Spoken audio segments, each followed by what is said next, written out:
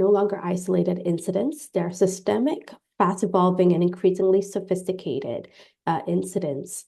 Today's masterclass is designed to challenge how we think about authorization, liability, and the future threat landscape, and to equip you with the insights that you can take back straight to your roles. So over the session, we will deep dive into two highly topical areas. First, we will examine scams and authorized push payments, and critically, when authorization actually takes place through a legal and dispute resolution lens. Then we'll zoom out and understand how criminals are operating today, from crime service models to the use of AI and illicit marketplaces. We're privileged today to join by our two outstanding practitioners, Andrew Chow, who is the head of the Vulnerable Consumer Unit and Legal Counsel at FiDReC, who brings deep experience from both industry and dispute resolution. He bridges law and regulation and consumer protection. We are also joined by BC Tan, who is the Managing Director and Head of Southeast Asia Investigations at Kroll, whose work sits at the front line of global fraud and financial crime and organized networks. So just to share a little bit about WMI. WMI was established in 2003 and founded by GIC and Temasek. WMI was created to be Asia's Center for Excellence for Wealth and Asset Management Education and Research. Today, we support over 20,000 enrollments annually across 160 programs, facilitated by close to 200 industry leaders and academics. We are appointed as Singapore's leading trading provider for private banking by IBF and supported by MAS. Our mission is to build capabilities for investing in a better tomorrow. So I'll hand it over to Andrew, who will take us through our first topic, scams and authorization. When does authorization take place? Over to you, Andrew. Hi, everyone. Thank you for joining us. And just very quick introduction for myself. This is not so much for anything except to give you a bit of context to the conversation that we're going to have. I am a lawyer by training, qualified both in Singapore as well as in New York State. Also had 27 years in senior legal and compliance roles in financial institutions. And I'm now actually working at FiDReC as the head of the Vulnerable Consumer Unit and Legal Counsel. But I think that it's important to understand that these views are my own and not FiDReC's. The last point that I'd like to make as well is that I was also, until recently, the APAC head for fraud and scams with the Global Coalition to Fight Financial Crimes, as well as with the UN Development Program on digital scams. Yeah. So can we move on to when we talk about cards? Because I've decided to actually limit this to credit cards because I think the area is quite focused and it's a bit easier to understand. As you can see from the graph, there is scams are rising, but potentially there could be, a new horizon, because I think that digital scams may actually be coming down. I'll talk a bit about that later. Can we have the next slide?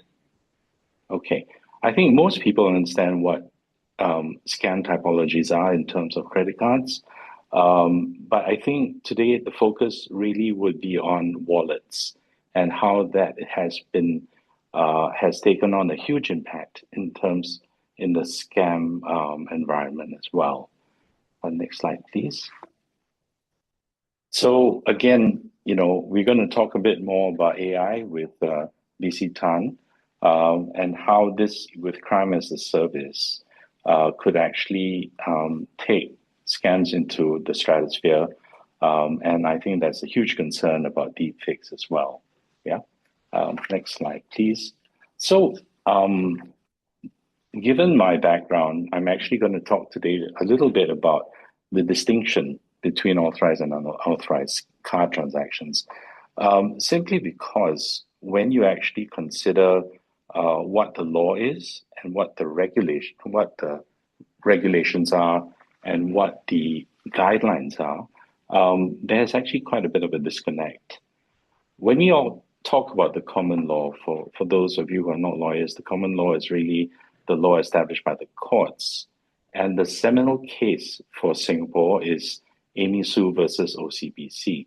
Now, this was heard in 2011, but it has specifically something to do with the mandates that a bank would have.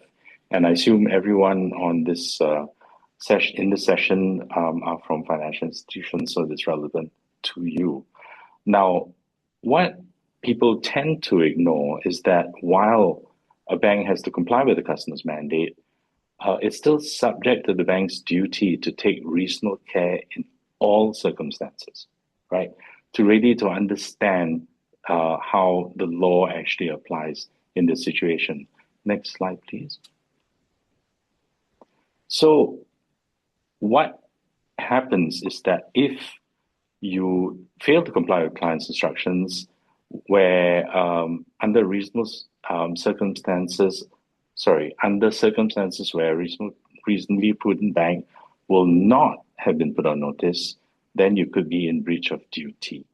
You can see that the various cases cited in this High Court decision, in fact, it was a Court of Appeal in this decision, was Barclays Bank versus Queen's Care. And it is actually quite important to consider what exactly authorization entails. Next slide, please. So, in essence, you must comply with the customer's instruction based on contract law, unless it's reasonably prudent not to actually make that payment. So you have to be put on notice, failing which you need to actually make the payment. Next slide, please. So let's talk about unauthorized card payments first. Okay. So what is quite straightforward is that the ABS code for banks set out a cardholder's liability. So you are subject to maximum liability of $100 unless you've acted fraudulently or have been grossly negligent or have failed to inform the card issuers as soon as reasonably practicable.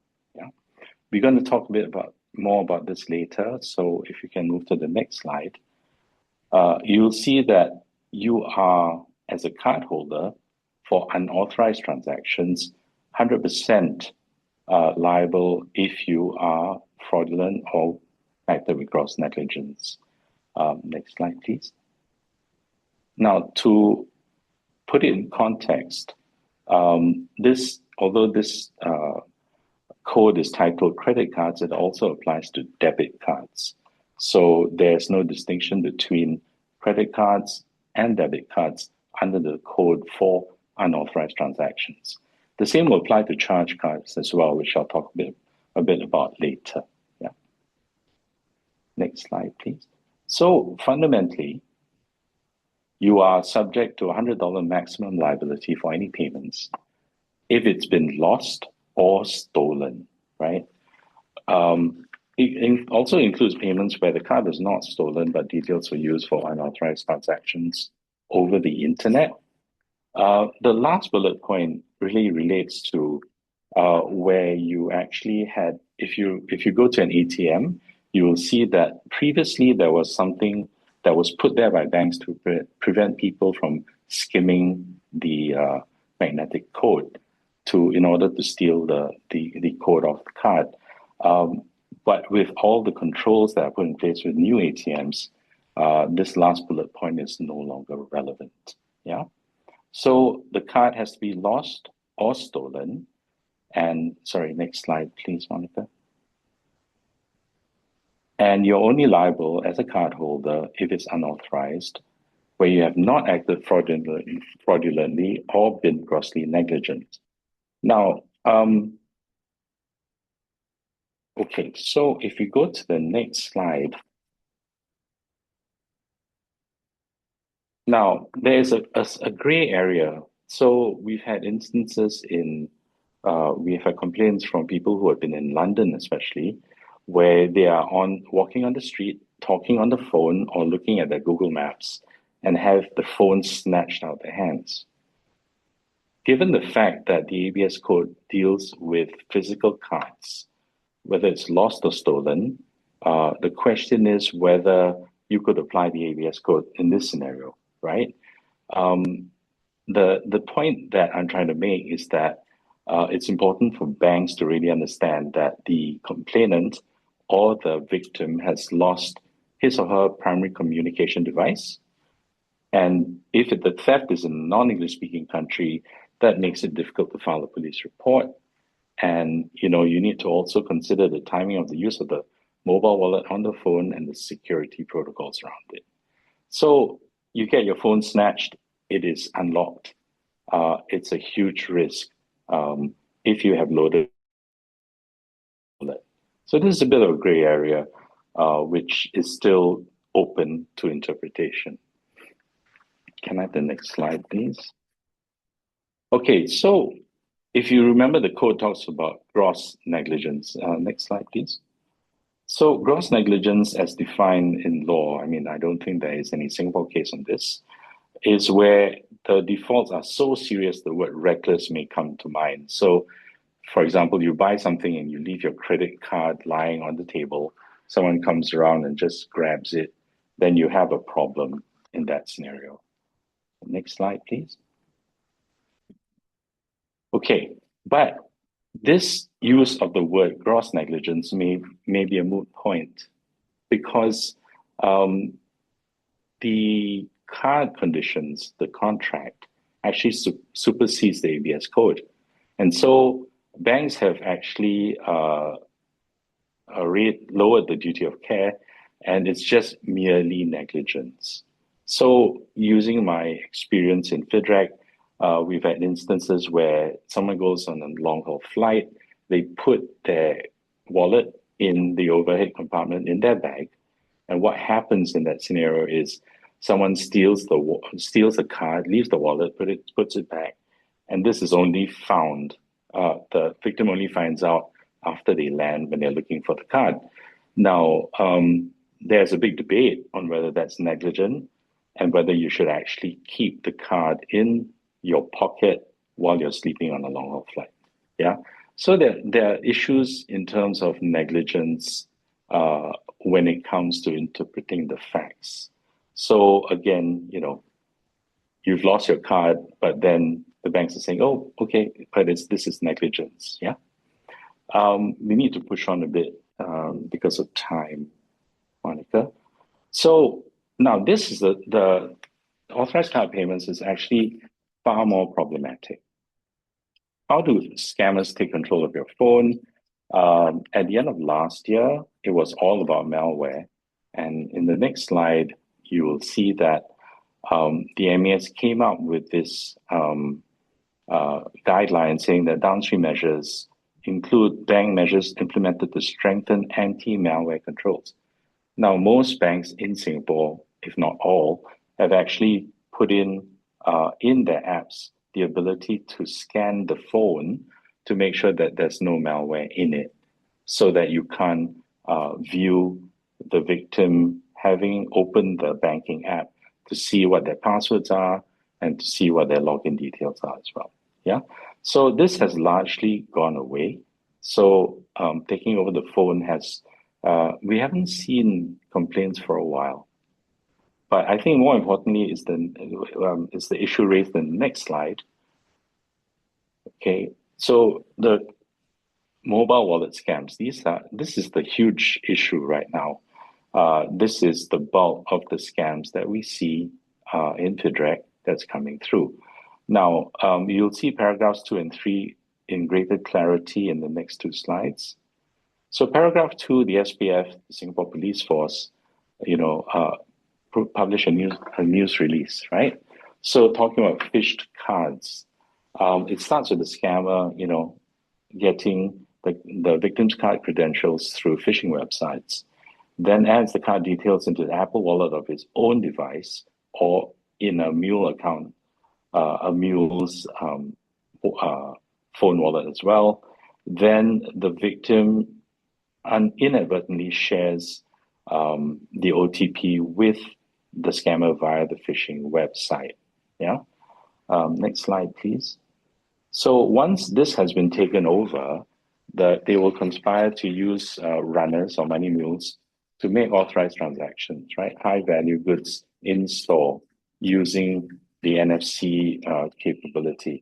Now, please remember that when this happens, this isn't actually what the Visa and MasterCard and the other card companies call card present transactions. Yeah. So you have an authorized mobile wallet going to a near NFC terminal to buy goods. Yeah. Now, the main reason why this is so problematic is if you look at the next slide, you'll see that mobile wallets are, everybody knows what it is. I think 100% of you would be using Apple Pay or Google Pay. Yeah. So the mobile wallets banks actually say uses a mechanism called tokenization, which actually increases the security using that wallet. Yeah. If you go to the next slide, you'll see where you want to load a card onto a mobile wallet. First, you got to key in the card information that the scammer will do. Then the OTP is issued in step. The bank verifies the card to ensure that it's valid. Then the bank sends out the OTP. Fourth step, next page. Then Apple Pay tokenizes it so that to increase security once all verification is done. And then the last bit is the card issuing bank will send a SMS or push notification to let the victim know that the card has been added to a mobile wallet. Now, in typical instances, right, all the unfortunate victims will say, I didn't click any link, I didn't do anything, I have no idea how they got the OTP. But it is highly, highly unlikely that the scammer could have loaded it into a wallet without an OTP. Yeah. Now, if you look at the last sentence, the mobile wallet is used at an NFC terminal, and this is considered an authorized transaction with no chargeback rights, according to Visa and MasterCard, because it's authorized, because it's validly loaded into a wallet. Now, the problem is in the next page, you'll see that, say Visa talks about the token service and how it actually increases security. You look at that bit, VTS enables richer, more secure digital payments. Yeah. But if you go to the next slide, Monica, you'll see that, they do talk about, how wonderful encryption is, how nobody else can actually see your card details via the network. But what they don't tell you in the next slide is that when you add your card into the scammer's mobile wallet, you must look to the bank to obtain redress. Don't look at Apple, right? So what you have in the scenario is that, hey, the card has been loaded into a wallet and is authorized. There is no chargeback right when the scammer uses the credit card, and Apple Pay says, I don't really care. Yeah. So that's the scenario that we are in right now. And the problem with authorized card payments is that how exactly do you establish liability? Yeah. So coming to near the tail end of my presentation, but which is actually the most important bit, is I would like everyone on this call to actually open your mind to consider what is being put on notice. Now, the problem with Amy Sue versus OCBC and any other court case is that when you talk about card transactions, you talk about scams in an authorized wallet, the numbers are pretty small. I mean, even if it was, say, not small, but $50,000, if you try to sue the bank in court to get a decision on it, you got to pay a lot of money to the lawyers. And so we don't exactly know from a case law perspective what it means to be put on notice. Yeah.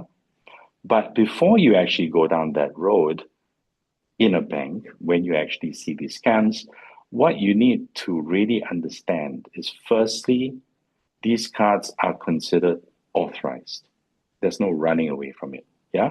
So the unfortunate victim has hit a phishing website, entered his card details, put in his OTP. Now, if you sit back as a bank, you'll see that, hey, all of this is authorized. The customer actually put in all those details, albeit that they were scammed. The second bullet point is I always make this, bring up this issue with complainants at FiDReC.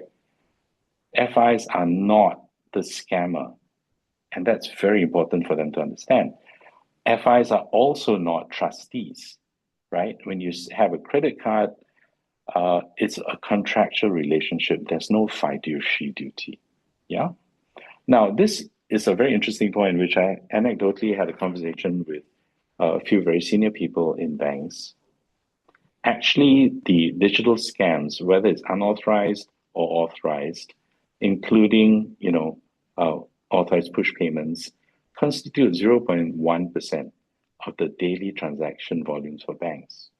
So if you think about it, there's actually a bank sitting there will see, 99% of transactions being valid, and you want to impact it by having very, very stringent, transaction monitoring requirements for fraud, then it becomes a problem from from the people who have actually legitimate transactions which are being stopped, right?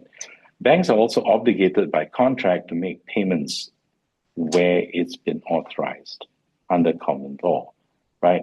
And the last bit is just a repetition. Banks have to balance convenience against security, yeah? So bearing that in mind, so when could someone be put on notice? Next slide, please. So these have been suggestions from complainants, yeah, in FiDReC. This is not a legal position.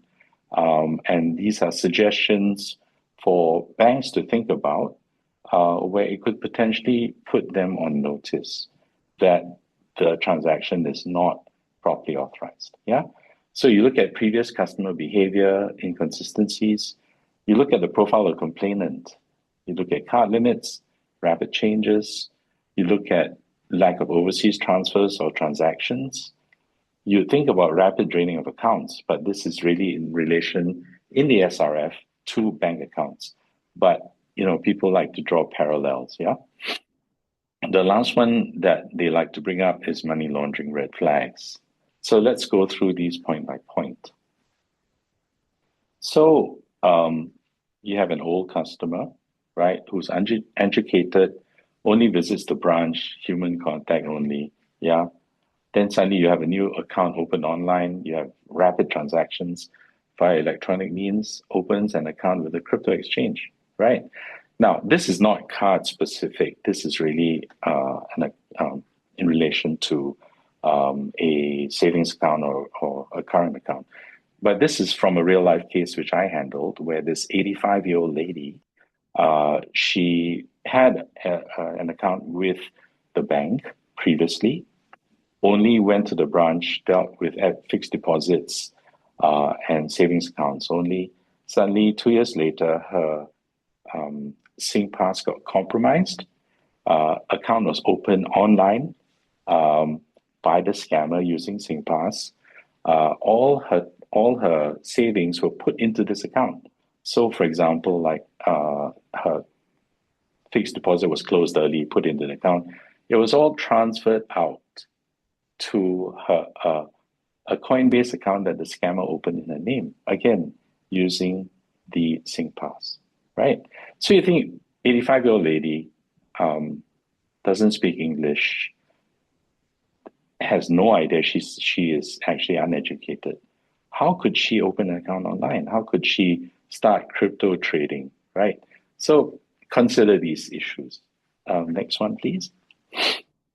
So again, let's say the complainant is elderly, will only use the savings account for cash or FDs. Withdrawals are usually, $1,000 or below for daily expenses, right? Then suddenly you have a contrast. Suddenly, they are transacting in the tens of thousands, and you just wonder what's happening. I'm currently dealing with a case. Again, a poor lady got scammed of $405,000. Yeah, and she got a cashier's order for $150,000 that was sent to a gold trader who then obviously was in cahoots with the scammer. Yeah, so you need to look at the profile of the complainant. You need to look at the transaction profiles as well. Next slide, please. Now, when you have a card, right, you have your limits are usually below $1,000 and very low value transactions. They go to fair price and hit the supermarket, and there are no card loans, right? Suddenly, the transaction limit is increased to the max. There are rapid transactions below the monitoring threshold, and it's for the same beneficiary. So we had a situation whereby there was this particular person who had 22 transactions for $487 over 2 hours to TikTok, right? So was that being put on notice? Well, have a think. I'm not giving you the answer. Yeah. Next slide, please. So again, a lot of complainants say, "Hey, I did never use my card overseas. I never, transferred money overseas." Then suddenly it actually happens, right? Now, the question that you need to bear in mind in the bank is that, is this something which puts me on notice? Do I need to monitor all the card transactions of my customer, right? So it's a big question mark. And again, I'm not giving you the answer as well. Next slide, please. So a lot of complainants like to bring up the SRF, which EUPG SRF does not apply to card transactions. Yeah, it's been specifically carved out, right? But then, they say, well, the SRF does talk about seemingly authorized transactions and, talks about material sum being rapidly drained.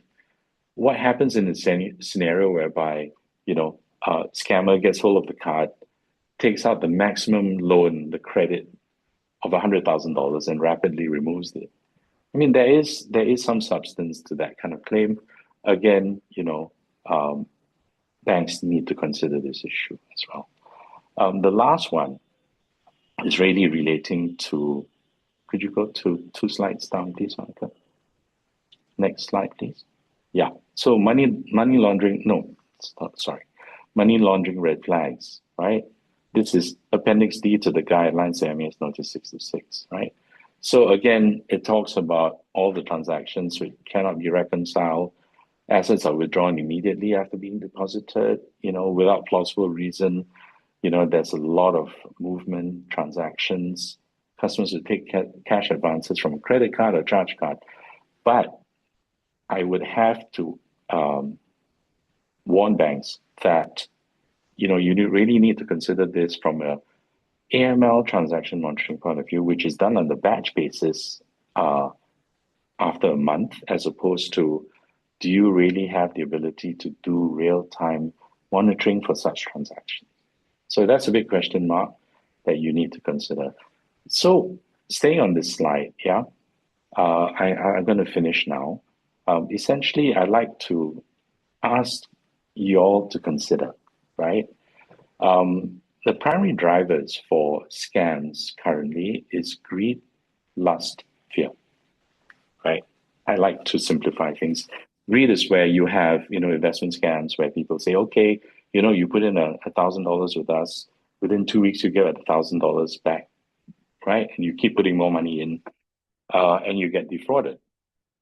Lust is where, this 65-year-old gentleman is saying, oh, this lady really loves me, she's this blonde. It's actually a hairy Russian guy sitting in Siberia, using a deep fake, which BC will talk a bit more later. Yeah. But the last one I would like for banks and FIs to really consider in terms of fear. This really operates in the government impersonation scam. And I know for a fact, because I've seen multiple times, the unfortunate record, this poor 70-year-old lady who is unmarried, she lost $1.7 million. Yeah. Because the MES called her and said, "Oh, you are a money launderer, and in order to keep if you are not a money launderer, then we need to keep your money safe." And she transferred all the money out. It's a very terrible thing. And the other thing, from anecdotal evidence, you would see that the 6 ASIP banks in Singapore, the 3 local DSIPs and the 3 foreign DSIPs, tend to be a bit more sympathetic towards older folks who are vulnerable, right? And I think that that's because there are a lot of discussion amongst them about how to deal with these issues. And I think that banks outside that batch of them really need to consider, have I been put on notice, especially in the context of a vulnerable person, right? And the main reason why we set up the vulnerable consumer unit in FiDReC is because I insisted, and I thought that we needed to take a much more sympathetic approach towards such persons. So with that, I've actually finished. So I will hand back over to Monica. Thank you, Andrew, for those insightful insights. I'm going to go on and introduce BC for your topic, which is crime as a service, the pivot to artificial intelligence and illicit marketplaces and by criminals. Over to you, BC. Thank you, Monica, and good evening, everyone. Thanks for making the time. Maybe I'll follow in Andrew's format, just to do a very, very short intro to help sort of contextualize how and why I'm sharing what I'm sharing in the next 15 to 20 minutes. So I work for Kroll. I head up the investigations practice for Southeast Asia.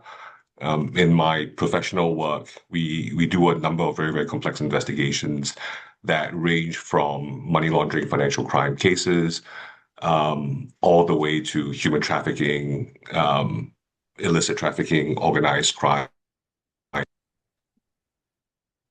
number of these cases. But on a more personal level, for the last 20 years, I've had a extremely unhealthy obsession with everything financial crime and organized crime, right? So that's really where I'm speaking from. And about 3 years ago, I then found myself, again, unhealthily obsessed on the topic of frauds and scams, but more specifically, the organized crime syndicates that operate that. And then also more specifically, the scam compounds that have popped up quietly and under the radar throughout Southeast Asia. So for the last 3 odd years, both on a professional and personal level, I have been in the field. I have gone to conduct surveillance, to do site visits on scam compounds. I have joined law enforcement agencies within the region after raids in scam compounds to observe, to do site visits, to understand how these scam compounds operate. I have also debriefed a number of scammers around the region. I also do work with a number of NGOs that work on the front line, be it on the border or between Thailand and Myanmar, or within Cambodia or in Laos.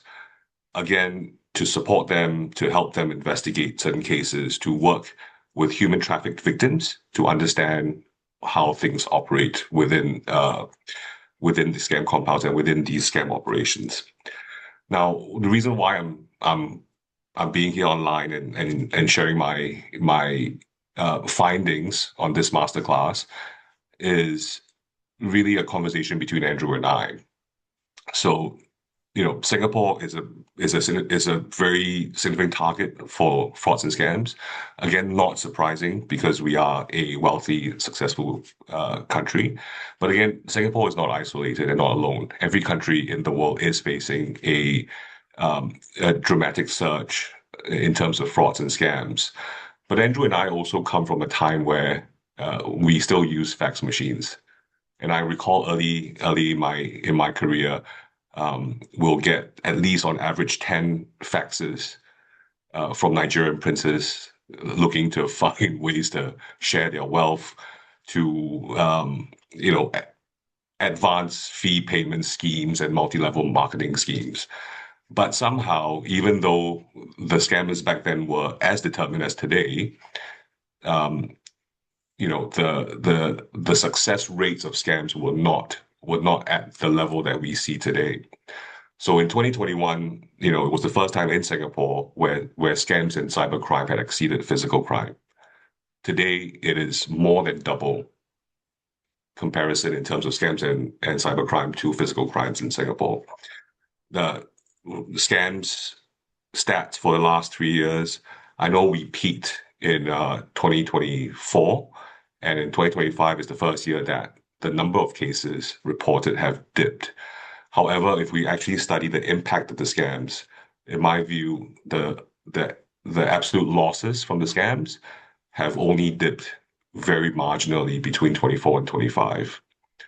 So while we need to celebrate success, that a lot of the efforts with the anti-scam command, with educating our entire population, and by vulnerable, I mean literally everybody, all of us, but also the new policies that financial institutions have put in place, new controls, and many of you, the first generation of anti-fraud professionals that are specializing in scams or anti-scam efforts, all that work is getting some headway and making some success.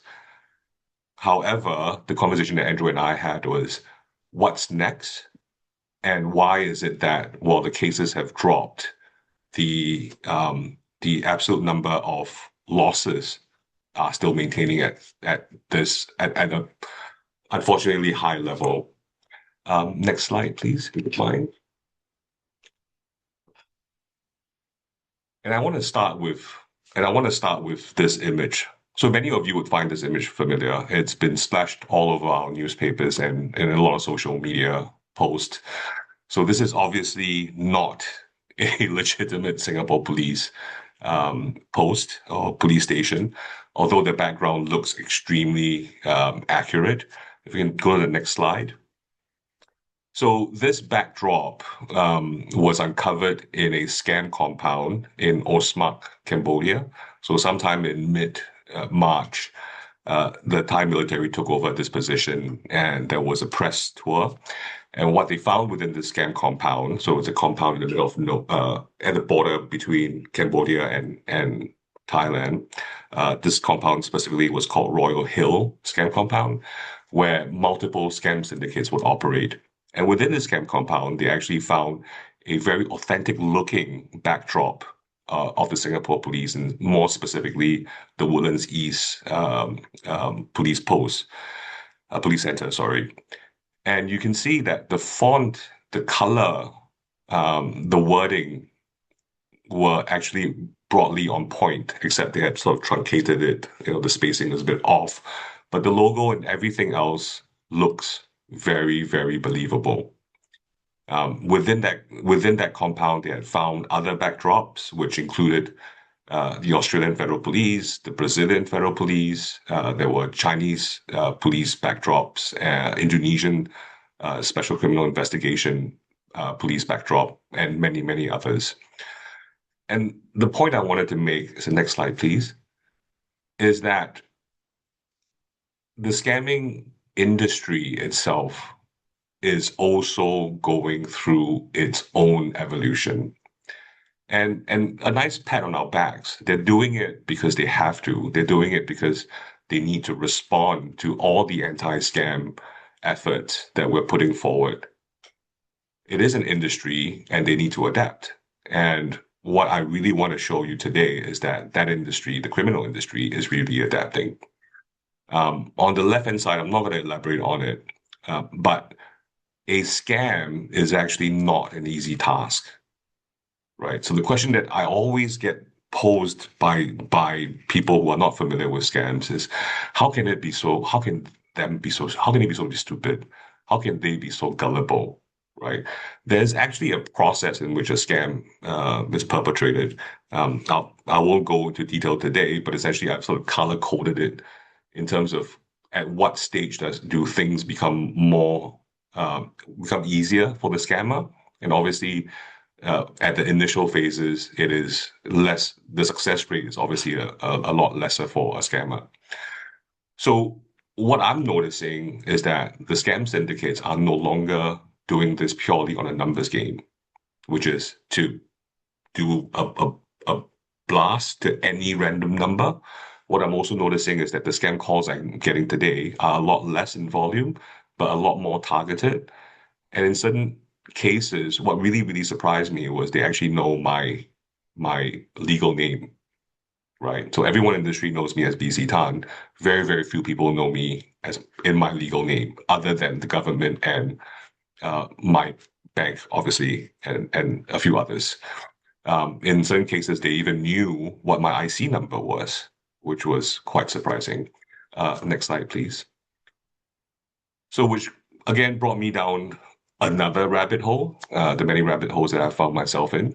And what I want to present to you as a thought is that the scamming industry has evolved a lot.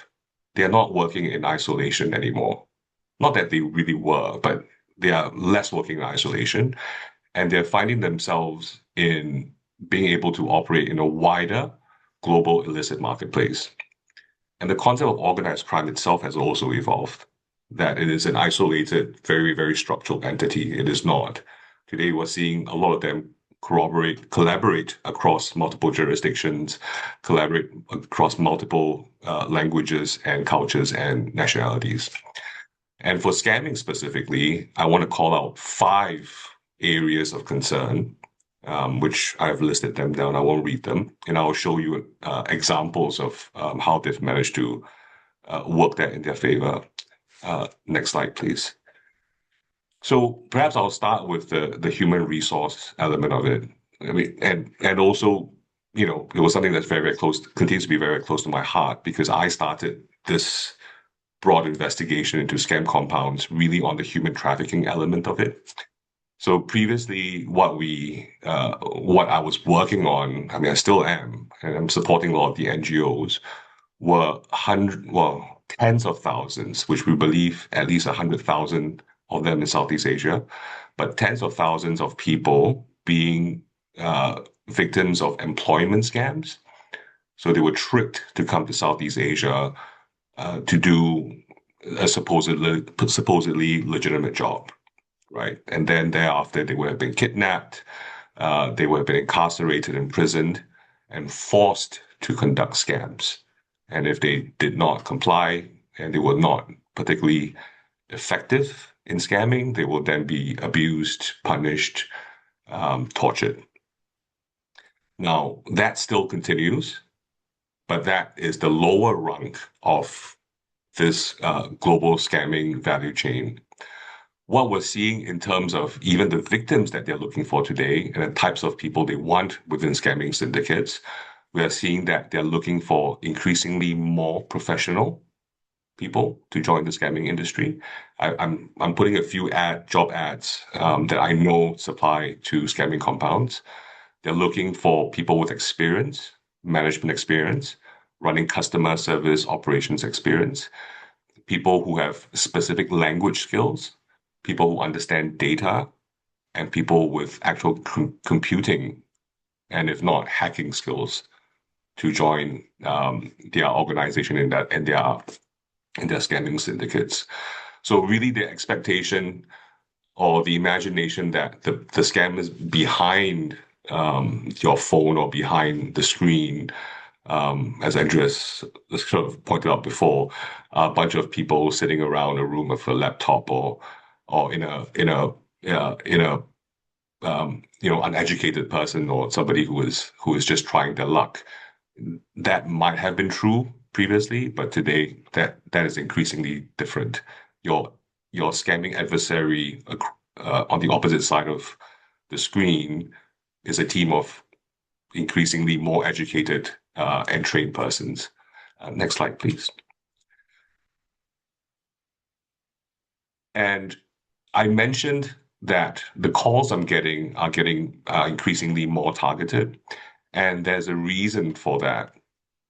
What a lot of us have sort of missed in terms of anti-scam management or anti-scam strategy is, why are we being called?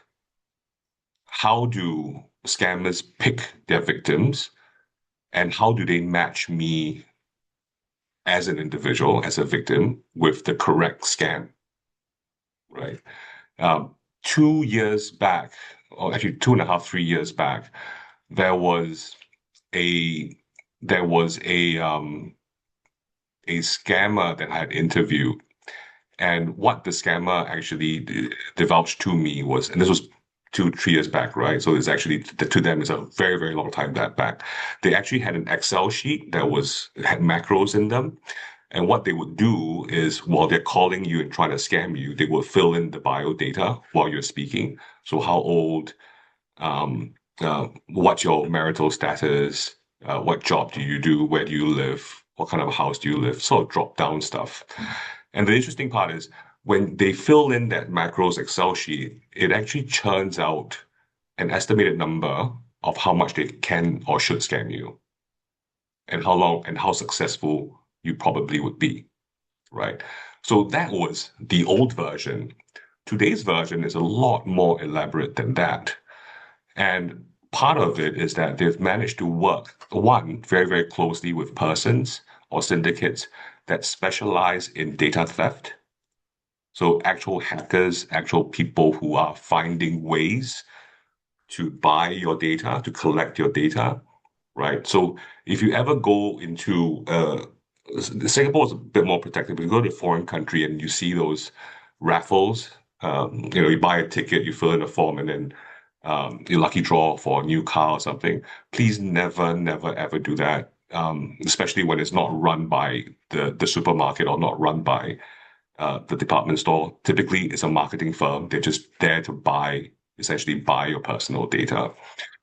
So we're missing that part, number one. So we do really need to secure our personal data. And two, there's actually scam syndicates who are not very successful. And what they've done is they've stopped becoming scammers because they haven't been successful. So they now purely specialize in enriching personal data. So they might buy seed data, which is a person's name or a Facebook profile or a phone number, and their job is to now call you, essentially to make friends, to interview you, right? To know, again, those key matrix, i.e., what's your marital status? Where do you live? Do you live alone? How old are you? What job do you have? Etc. To enrich that profile, which can then be on-sold to more successful and more determined scamming operations that they can target you. So in fact, I mentioned about the human trafficking syndicates that operate within the scam space. Many of them have actually, because they haven't been very successful using human trafficking victims to conduct the scams, they have now repurposed the human trafficking victims to just do data enrichment. Right. So it'll be a bit weird because you think it's a scam, but it's not a scam. Right. Again, very, very similar typology or MO, cold call, cold connect, ask you a bunch of questions, but there's never a proposition in terms of introducing you to a investment or what would entail a scam. Next slide, please. What is also frightening is that there is a community now, or multiple communities, where they share technical know-how between scammers and to help other scammers. And I'm seeing a booming industry where successful scammers can now be hired or brought on board as technical advisors or consultants for other scammers. So there are successful scammers who now join other scamming syndicates to essentially set up the scamming operation before they move on. Um, and these are all very readily available on Telegram. Obviously, some of them are closed groups, some of them are open groups, some of them require you to pay to get a script. But essentially, these communities operate very much in the open, right? What I've done a screenshot is a scamming site or scamming group that I'm part of on Telegram, and this particular provider actually provides updated scripts on a weekly or monthly basis. And you can see of all the specific country scripts in the middle, I've translated. There's a Singapore specific chat group where you can get Singapore specific scripts. And also there are added services in terms of intelligent translation and all that kind of stuff. And on the right side, I've added sort of first key points. This I've taken from a intro onboarding guide for scammers, where essentially they read on how to conduct the scam 101. Fascinatingly, next slide, if you don't mind. Within these scam groups, what you can also do is to outsource the persona building or the story building process of it. So previously, you actually had to pay a model. So early stage, in romance scams, you need the persona, right? The person or the character. And the persons are real, by the way. So they would hire models, both male and female. And prior to them coming to the scam compounds, these models will be given an X amount of cash and they will go to a certain location, country, whatever the target scam city would be.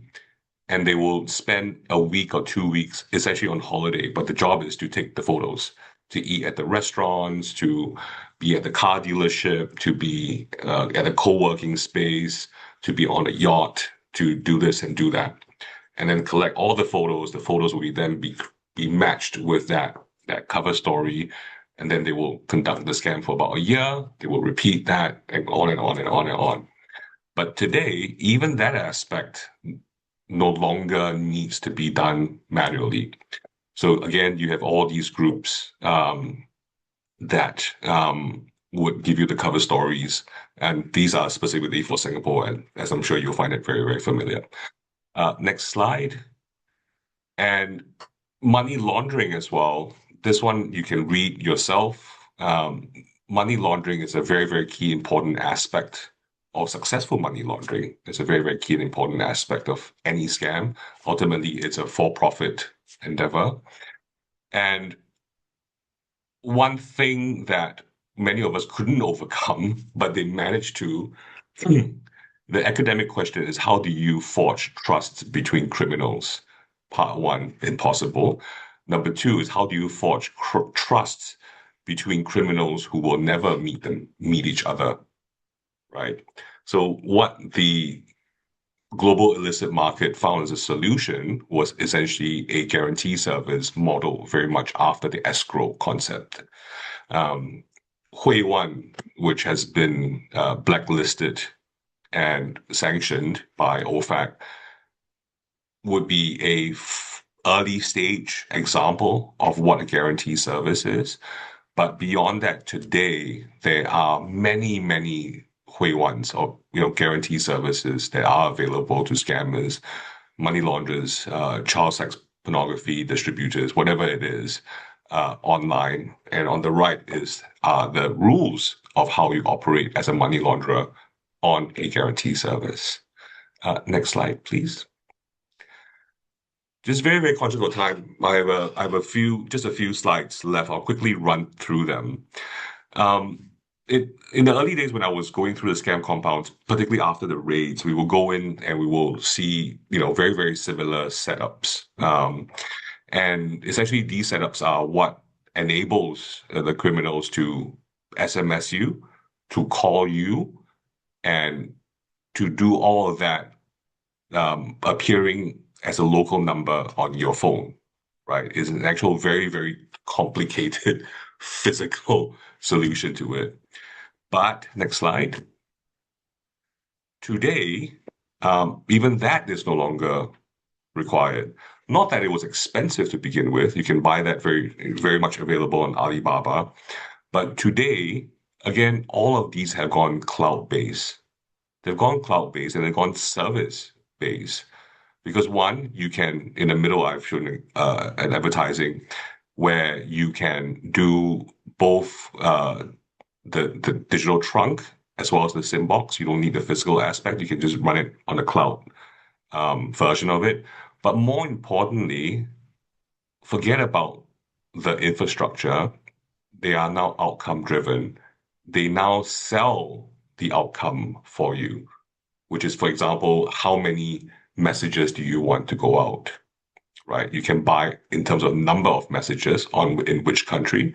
You can even buy the filtering of the messages. So you've bought 10,000 messages. I've sent it out. I'm not going to give you raw output. I will actually give you additional services where I can do the initial filtering, right? So you only want male, ideally single or divorced between the ages of 35 to 50, for instance. They can even add that as part of the service.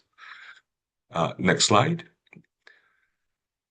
But the real frightening part, I've left for the last two slides. So I briefly mentioned the concept of the models concept. So every compound typically, or every scam operation of 100 people typically shares about 4 to 5 models.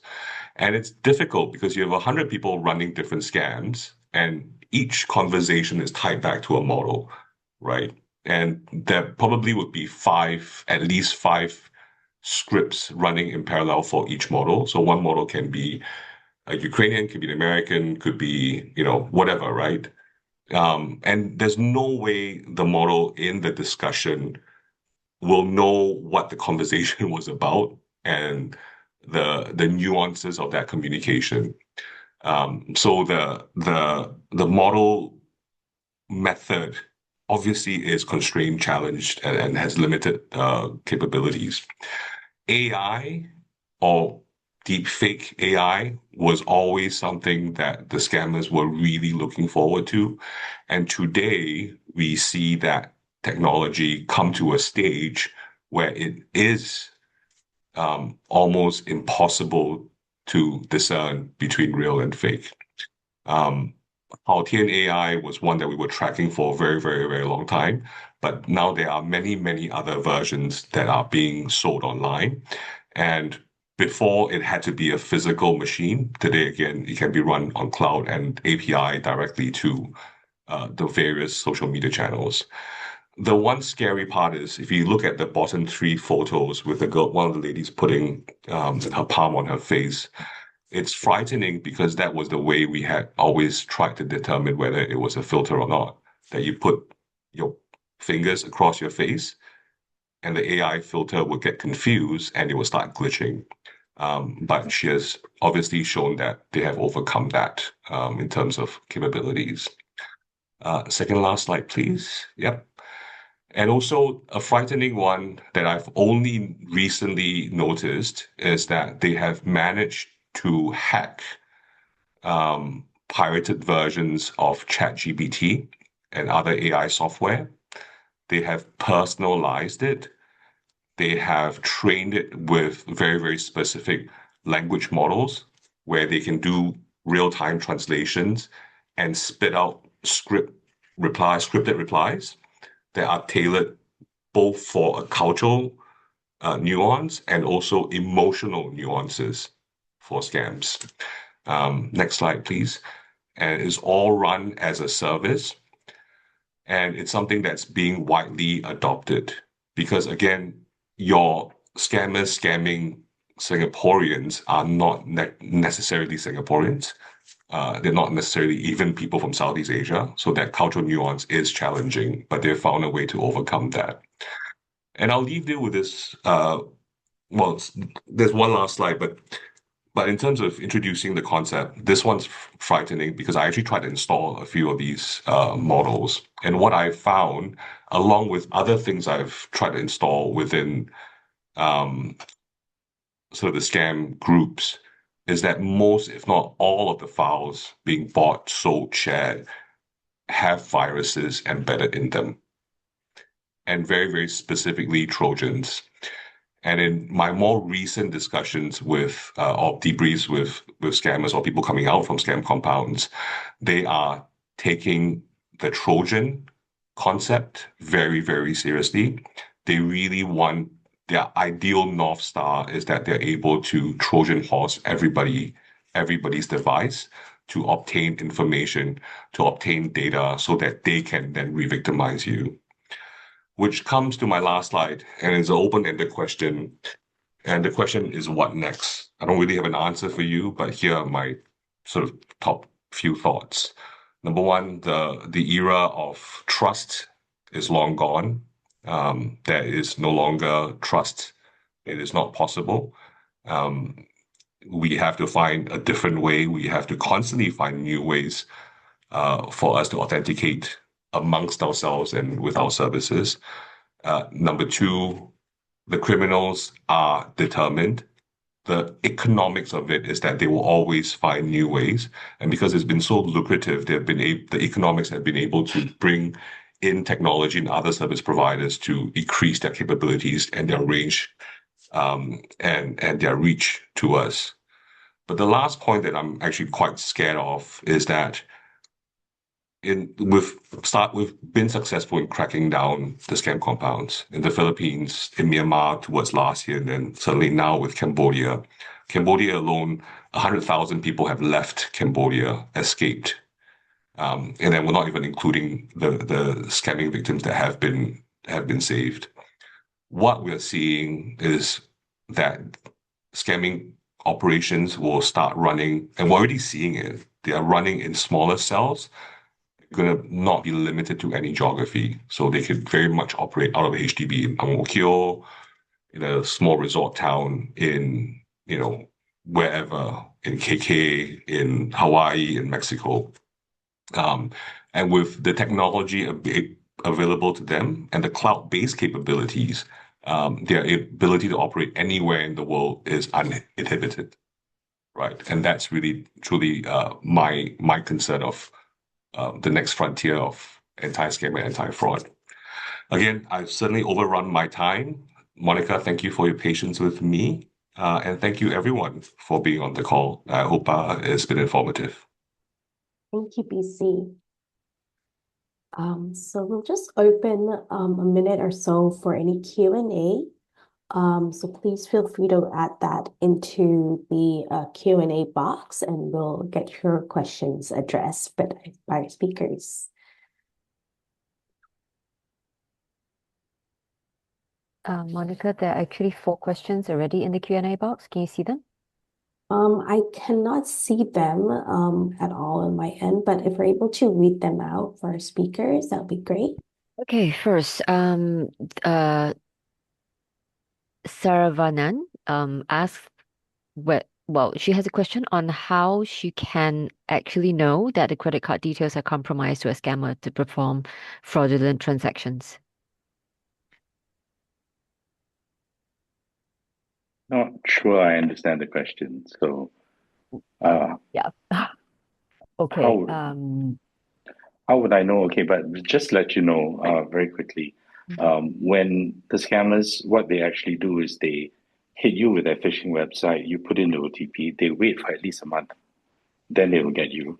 So what you really need to understand is that you need to monitor your limits very closely. You need to make sure that you get all the alerts and you pay attention to them. Yeah, especially if you're an avid internet shopper. Thank you. Thank you, Andrew. Next question. For mobile wallet transactions, this is a question from Calvin. he would like to know whether typical Face ID is required or a passcode is required, and how hackers can actually overcome that without your device, presumably. Yeah, I think the thing is that it is actually improving in terms of security. But then again, the scammers are smarter than we are. Sometimes they don't operate under the law. They can do anything they want. So you need to be conscious of that. But I think Face ID has really helped. I mean, DC, I don't know if you have anything to add. Yeah, I think it's going to be an info. I mean, maybe I'll answer another question on the list and sort of link that together as well. Another participant asked, and how should trust forward be managed with financial institutions? I don't have a short answer for you, and I think it's sort of there's 2 points of thought. One would be there's always going to be a impact vulnerability assessment, right? A risk-based approach. Small transactions, small impact, small risk can be more lenient. High transaction, high impact, obviously has to be more managed more carefully. So there's going to be an element of that. There's also going to be an element of us keeping up with the vulnerabilities. So what are the criminals thinking? How is technology able to overcome, essentially the question we're asking with the face recognition is, can AI facial recognition fool a recognition software, right? So right now, perhaps no, not yet, but it might be a matter of at some point it will, right? So when will we then trigger the more stringent controls at that point? The last point I will make is there really is the multi-factor authentication concept, because to hack one device is not impossible. To hack multiple ones and have control of all of them at a single point of contact, again, not impossible, but it's certainly more difficult, would be my answer. Thank you. Thank you so much, Andrew and BC. I think we will have time for just one more question. And perhaps from user Nihi, why doesn't Singapore implement regular KYC 2 to 3 years that can help ensure data is up to date to identify customers who are vulnerable, etc.? That's a tough question, because at the end of the day, KYC has to be kept current. I agree with you. However, you can develop vulnerabilities. Say, for example, there are mental issues, right, which you never had before. So yeah, I think KYC is the big one. When you try to open an account, even SingPass can get compromised. So it's a tough question that we haven't really found the answer to at this point in time. Yeah, related to that, another user, Don, said that as compliance teams, how can they what are some additional steps they can take to verify the identity of a person through eKYC or video call, given the prevalence of deepfake technology? Maybe I can jump on that. So the simplest way are typically the best ways. I mean, okay, so one is obviously your systems and your controls need to be well thought out, and it needs to be regularly updated. Again, back to my point of we need to understand the trends to align your controls with number one. But number two is sort of forensic or investigative questioning. So part of the process is, we're not, my point is, in any interaction now, you don't just assume trust, right? We just simply don't assume trust. I'm seeing Andrew now on the screen. In any other context, back in the days, I'll be like, oh, that's Andrew. Let's assume trust, right? But in today's context, where deepfake now can also mimic voice, so it's not just visual, it's also voice. It is important for us to then find, essentially to not ignore inconsistencies and to not ignore red flags, right? Andrew, why are you in that place? You don't normally, your office looks a bit different, right? Would be one question. Or you hate purple ties. Why are you wearing a purple tie? Or, if Andrew and I are friendly, it would be like, when, lunch last week was fantastic, or not, right? So if the answers come back inconsistent with what you are expecting, then the point is to probe further. Yeah, So just very quickly as well, I think that's very important to consider. If you're using one factor to identify a person, then it's much easier to compromise them. So say you use facial recognition, but then if, let's say, you require a token to prove their identity and all their details, then it gets far more difficult. So maybe that's the solution. Right. Okay. And this last question is for IBF because we're the jobs development partner. So this question from an anonymous attendee is, how do I start to have a career in financial crime? I would think that he's anti-financial crime, not financial crime. Any tips? Oh, okay. How do I start if I wanted to enter into, fighting financial crime? I think first, take all the courses from the usual suspects to get your basic compliance capabilities, and then after that, look for a job in a financial institution. Yeah. Yep. And the first place to start looking for courses, accredited ones, would be at IBF Program Finder. Okay. I think, Monica, you have some concluding remarks. Yes, I do. On that note, we would definitely welcome our community to, if they want to go into this space, please explore our WMI compliance program pathways. We support learners across early career professionals, mid-career transitions, experienced practitioners looking to broaden and deepen their expertise. So to learn more about the programs that we have on offer and we deliver, please scan the QR code on the screen. And lastly, we would really value your feedback. This goes along